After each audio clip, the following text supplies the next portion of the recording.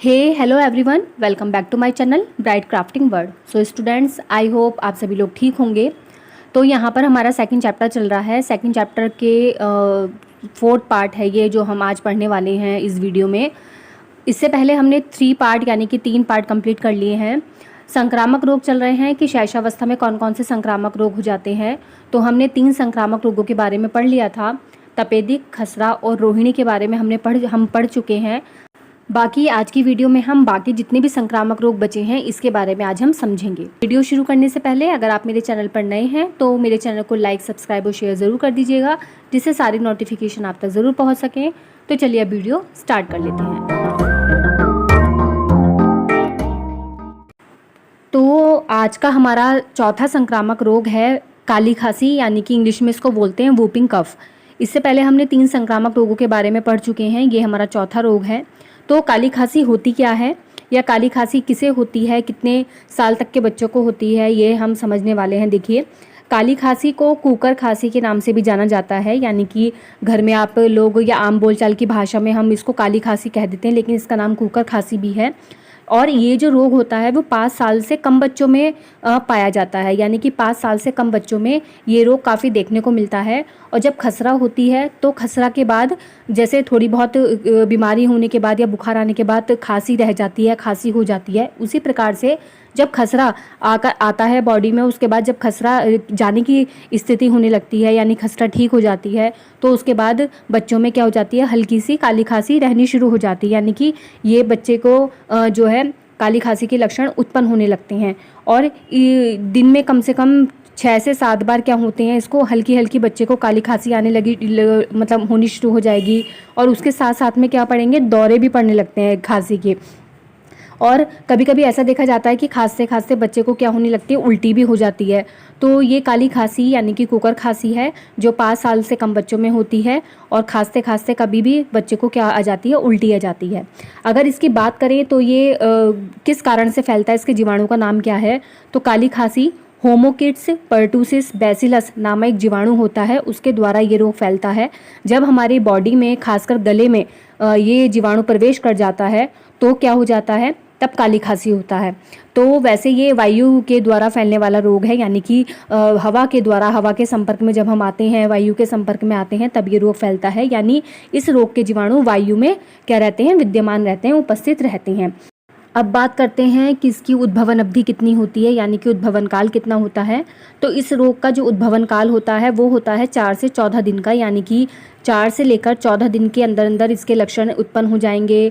शरीर में प्रवेश जो है जीवाणु कर देगा, लक्षण उत्पन्न हो जाते हैं और जो है आपके उपचार और बचाव हम कर लेते हैं इन्हीं 4 से 14 दिनों के अंतर्गत।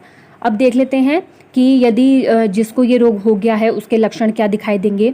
तो जिसको ये रोग हो गया है उसके अंदर हल्का सा गले में दर्द होना शुरू हो जाता है। समय समय पर खांसी अगर आ रही है उसको हल्की हल्की रुक के, और एक दिन में 6 से 7 बार खांसी आ रही है तो ये इसका लक्षण है। थकान होने लगती है, खांसते खांसते उल्टी आ जाती है, सांस लेने में परेशानी होती है बच्चे को, तो ये इसके लक्षण हुए। अब इस रोग के लक्षण देने के बाद इसका उपचार और बचाव भी ज़रूरी है। तो जिसको ये रोग हो गया है उसको हम उपचार करेंगे उसके लिए। तो सबसे पहले तो ऐसे व्यक्ति को या ऐसे बच्चे को दूसरे स्वस्थ लोगों से दूर कर देना चाहिए। और उसके अलावा जो रोगी व्यक्ति है उसको हवादार जो है कमरे में लिटाना चाहिए या बिठाना चाहिए, जिससे उसको सांस लेने में कोई कठिनाई ना हो। इसके अलावा काली खांसी से बचाव का टीका भी अब सरकारी अस्पताल में उपलब्ध है या प्राइवेट अस्पताल में उपलब्ध है, वहाँ पर आप जाके लगवा सकते हैं। साथ ही साथ डॉक्टर की सलाह के अनुसार आप क्या करें, दवाइयाँ लें, बच्चों को कफ सिरप पिलाएं, जिस कारण से ये कुकर खांसी ठीक हो जाएगी। तो ये था हमारी वूपिंग कफ के बारे में, यानी कि कुकर खांसी या काली खांसी के बारे में। ये भी एक संक्रामक रोग है जो सांस के द्वारा यानी कि वायु के द्वारा फैलता है और इसका जीवाणु है होमोकिड्स पर्टूसिस बैसिलस। तो ये तो बात हुई काली खांसी के बारे में। अब बात करते हैं अगले संक्रामक रोग के बारे में, जिसका नाम है टिटेनस यानी कि टिटनस। तो टिटेनस भी एक भयंकर और घातक रोग है। पहले ज़माने में अगर ये रोग किसी को हो जाता था तो इसका उपचार करना कठिन था, लेकिन वर्तमान समय में इसका सफल उपचार संभव है और रोगी की मृत्यु भी हो जाती थी पहले समय में, लेकिन अब व्यक्ति को बचाया जा सकता है। तो बात करते हैं कि टिटेनस कैसे फैलता है। तो टिटेनस जिस जीवाणु के द्वारा फैलता है उसका नाम है क्लास्ट्रीडियम टिटेनाई। यानी कि क्लास्ट्रीडियम टिटेनाई एक जीवाणु है जिसके द्वारा से या जिसके कारण क्या फैलता है, टिटेनस नामक रोग फैलता है।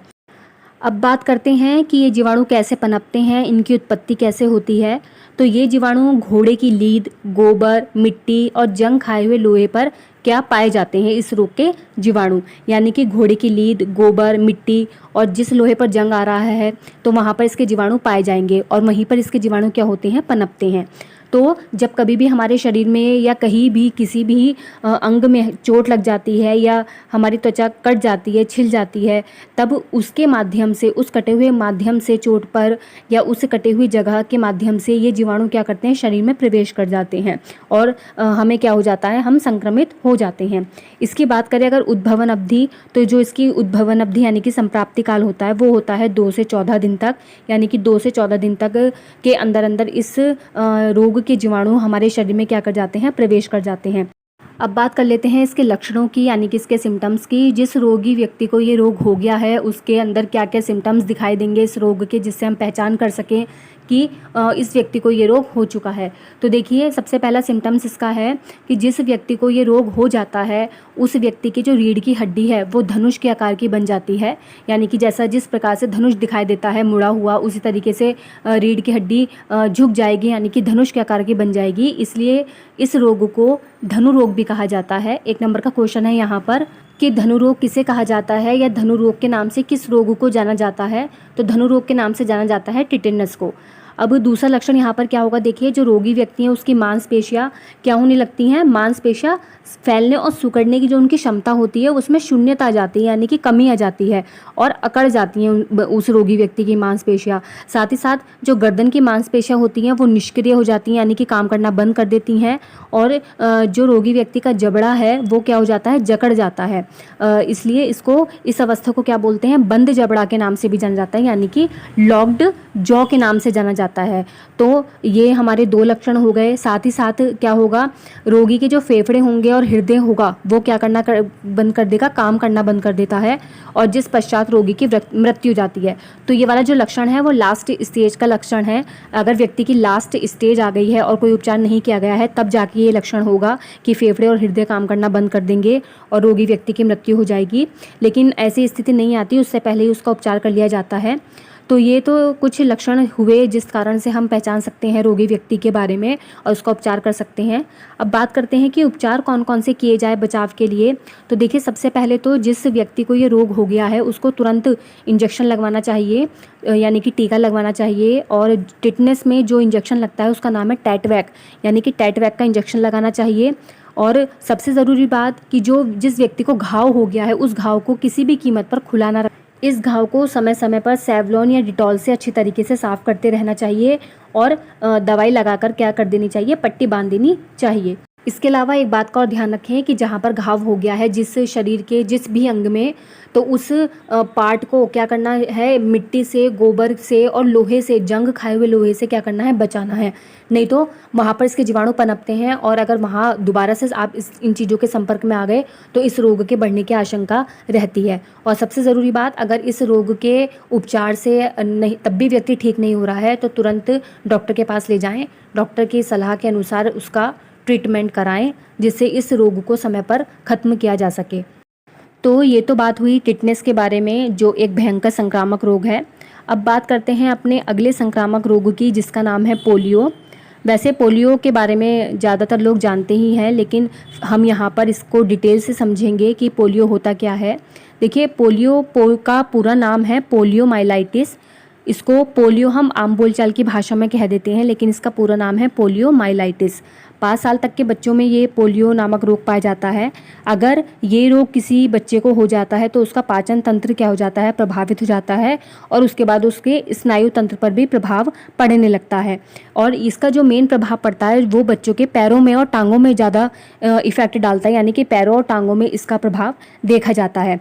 अगर देखा जाए तो ये जो रोग है वो जिस जीवाणु के द्वारा फैलता है उसका नाम है पोलियोमाइलाइटिस, यानी कि इसका जीवाणु पोलियोमाइलाइटिस ही है।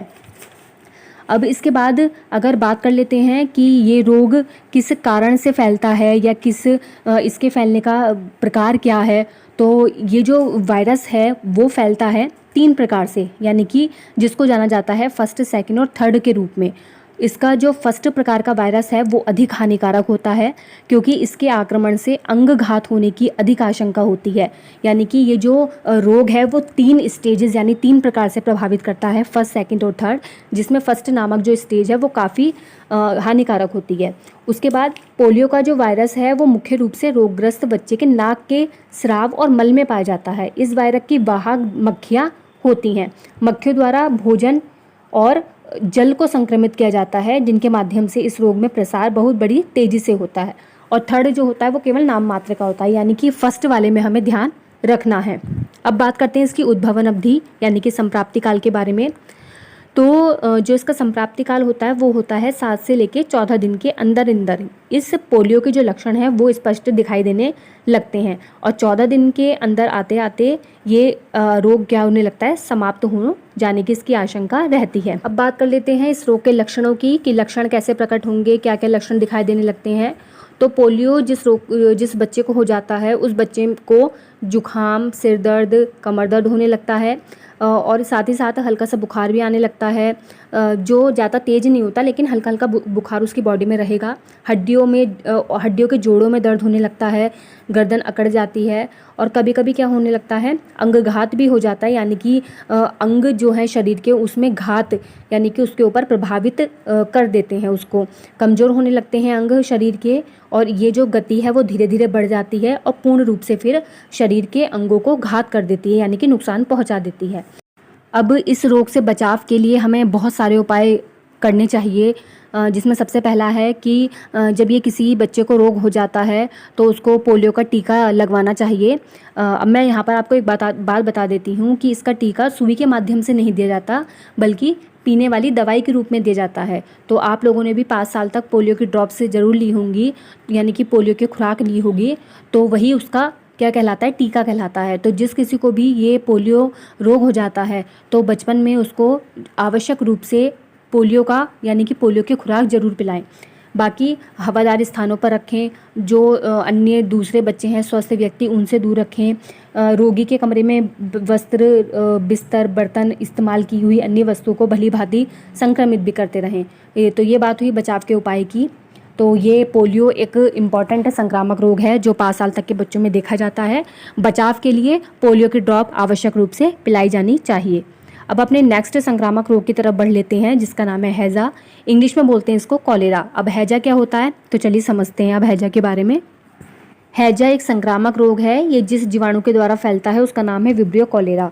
तो यहाँ पर आप विब्रियो कॉलेरा कैसा होता है, इसके जीवाणु किस तरीके से दिखाई देते हैं, ये आप यहाँ पर चित्र के माध्यम से देख सकते हैं। इसके जीवाणु कुंडलाकार और लहरदार होते हैं।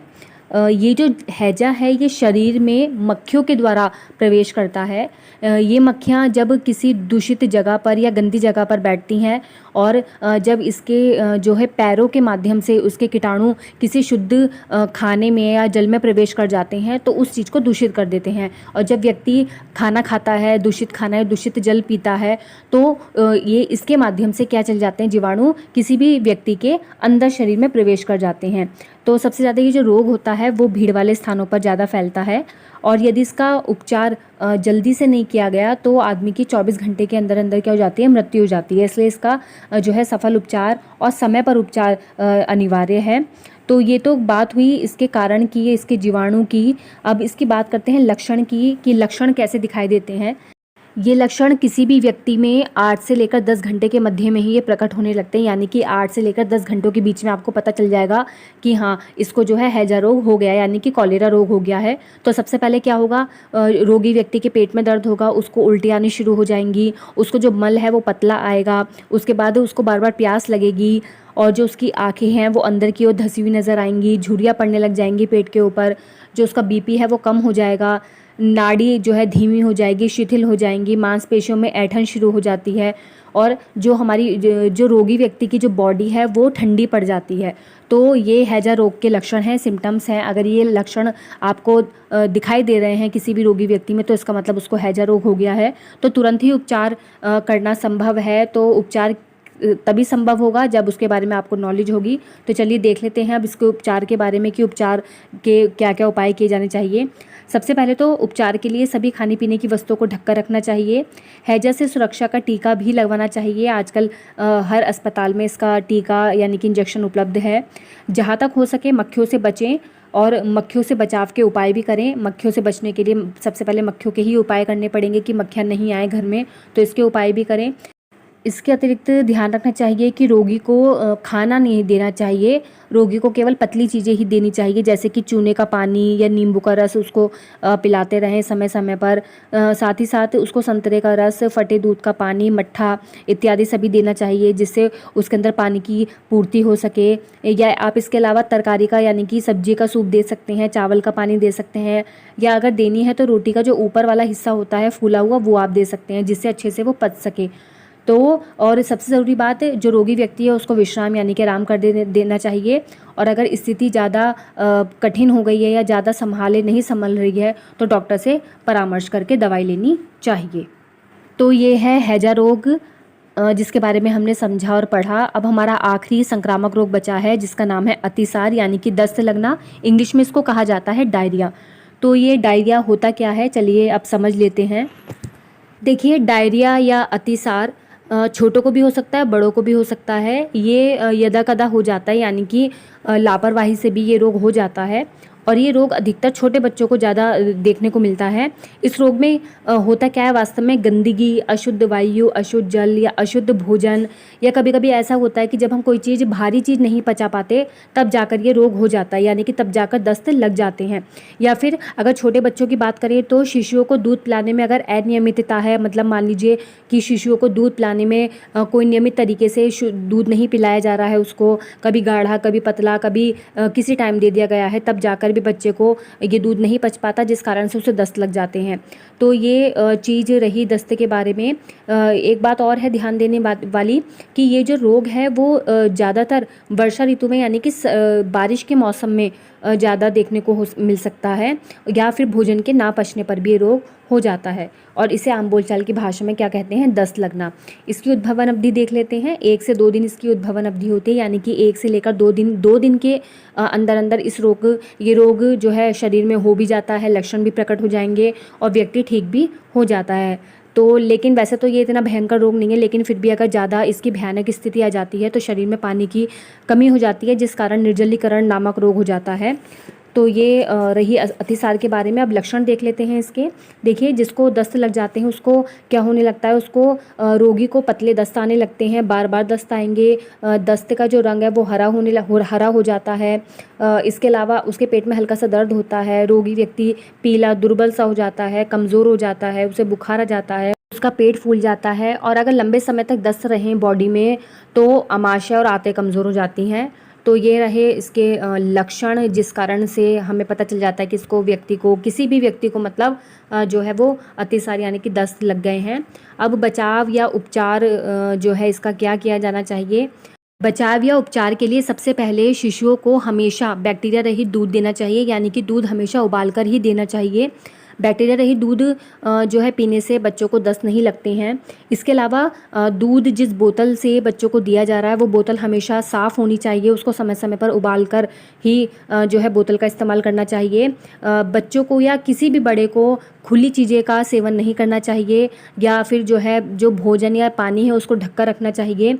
इसके अलावा दूध के स्थान पर अगर बच्चा ज़्यादा जो है उसको नहीं पचा पा रहा है तो उसके स्थान पर आप जीवन रक्षक घोल को भी दे सकते हैं, यानी कि ORS को दे सकते हैं।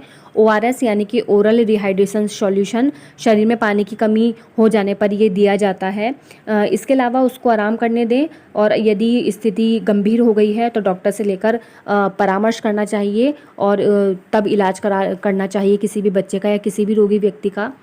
तो ये हुए शैशवावस्था के संक्रामक रोग जो हमने इस चैप्टर में पढ़े। तो यहाँ पर हमारा सेकंड चैप्टर कंप्लीट हो चुका है, पूरा हो चुका है। ये जो चैप्टर है वो 4th पार्ट में आया, यानी कि इस चैप्टर के 4 पार्ट हैं। आप चारों पार्ट अच्छे से देख लीजिएगा, तब आपको समझ में आएगा पूरा चैप्टर। अब जो नेक्स्ट वीडियो आएगी वो आएगी इसके क्वेश्चन आंसर की वीडियो, यानी कि नेक्स्ट वीडियो में हम इसके क्वेश्चन आंसर करने वाले हैं इंपॉर्टेंट, जो एग्ज़ाम में या टेस्ट में देखने को मिलेंगे आपको। बाकी आज की वीडियो में बस इतना ही। अब आपसे नेक्स्ट वीडियो में क्वेश्चन आंसर को लेकर बात करेंगे। तो वीडियो आपको कैसी लगी लाइक ज़रूर कर दीजिएगा, चैनल को सब्सक्राइब भी कर दीजिएगा। और हमेशा की तरह मैं कहती हूँ कि इस वीडियो को जिस किसी को भी नीड है उसको ज़रूर शेयर कर दीजिएगा, जिससे वो भी पढ़ सकें अच्छे से और अपने बोर्ड एग्ज़ाम में अच्छे से नंबर भी जो है प्राप्त कर सकें। बाकी आपसे नेक्स्ट वीडियो में अब मिलते हैं, तब तक के लिए thanks for watching, bye bye.